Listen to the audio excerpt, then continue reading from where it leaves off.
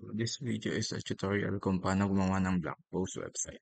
So, punta lang tayo dito sa may labas ng desktop natin. So, right-click lang and then create lang tayo ng folder. Okay, create tayo ng folder. So, surname. So, ang lagay lang natin is section, surname, and then FPT. Okay? So, after tayo makagawa, open lang tayo ng Visual Studio Code. Visual Studio Code. So, ngayon naka-open na tayo. Open folder lang natin yung bagong gawa natin. So, sa file, open folder. So, punta tayong desktop. Hanapin natin yung folder natin. So, surname, hanapin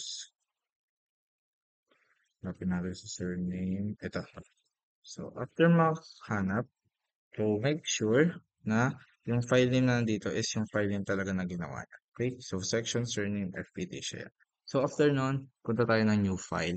Click new file. And then, pangalan lang natin ng blog post.html. So, make sure na dapat meron tayo nakalagay na .html pa, ha? And then, the first letter is dapat small letter lang, okay? After nyan, is enter lang natin. So, meron tayong HTML structure. So, puntahan lang, illocate lang natin kung nasan yung folder natin.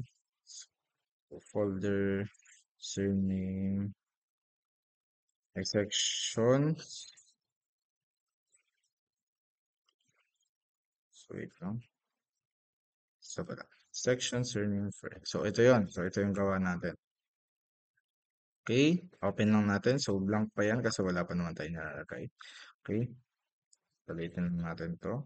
Size lang natin. Okay, so, gawa na tayo ng HTML structure. Okay, so meron tayong HTML structure. Nandito sa body tag, gawa tayo ng H1 for the title. So, example ng title ng blog post nyo is History of Arts or the History of Arts. Example lang yan ha. Kung ano yung maging title ng Sabinitas nyo sa Filipino is yun yung ilalagay nyo dito. So, save lang natin. File and then save. And then, refresh lang natin to para makita natin. So, ito na yan.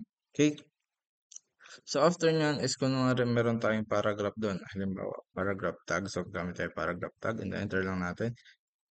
So, sa paragraph, siyempre meron tayong sentence. So, example, this is, laki lang natin. This is the first sentence. Okay. For example, meron ulit ng pangalawa. This is the second sentence.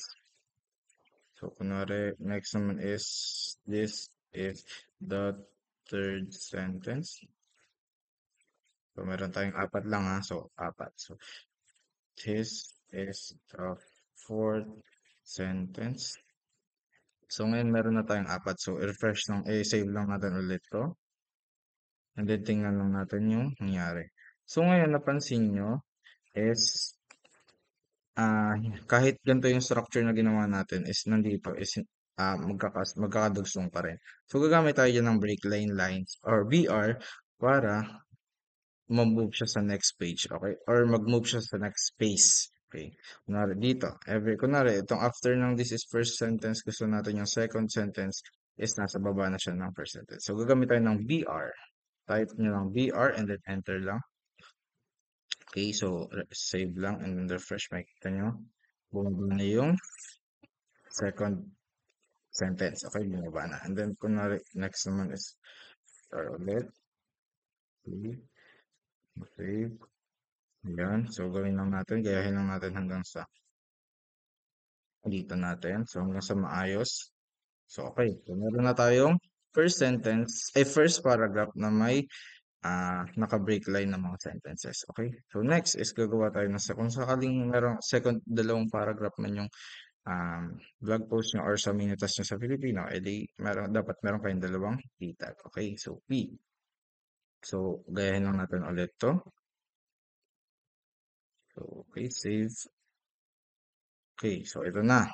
So, ngayon is magde-design naman na tayo. So, ipa-plot nyo lang naman dito ha. Halimbawa, ito, ang title ng ano nyo, kung ano man title nung nandun sa Minitas nyo sa Filipina, is yun din yung nandito. And then yung content naman ng mga nandito is kung ano yung nasa Minitas nyo. Okay, so sana malinaw.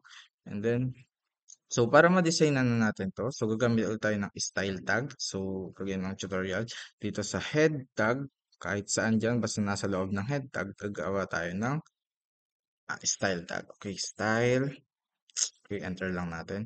So, halimbawa, yung history of arts is gusto natin ilagay sa gitna.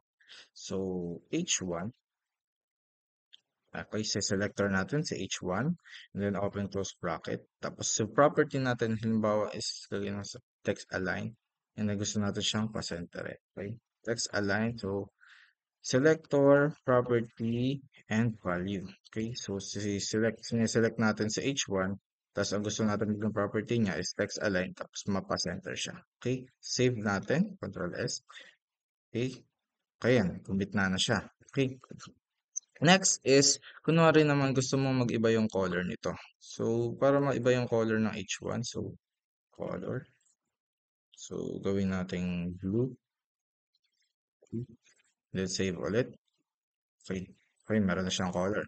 So, example naman is itong ah, mga sentences natin. So, para magawa yan, so, bago natin, after ng H1, after ng closing ng H1, enter lang tayo, and then select naman natin si P tag.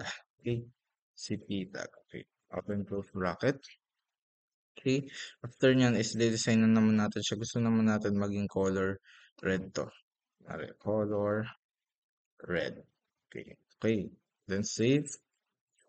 Okay, okay, meron na siya. So, kunwari naman yung font size naman is gusto nating mas malaki. So, font size is equals to 22 pixels. Okay, save. Okay, ayan, mas malaki na siya. Okay. Kung gusto na rin yun naman gusto mo, kung pati ito gusto mo pagitnain, edi gawin mo na text align. So, center. Okay, nasa gitna na din siya. Okay. So, ganun lang naman kasimple gumawa. So, kung gusto mo naman add ng pictures, nasa sa'yo na yan. Pero sabi naman is, don't need naman ilagay yung picture. Okay, nag-advance lang tayo na study about sa picture. So, next is, so kung gusto nyo talaga maging complex and maging maganda talaga yung design nyo, kung gusto nyo may image, nakadepende na sa inyo.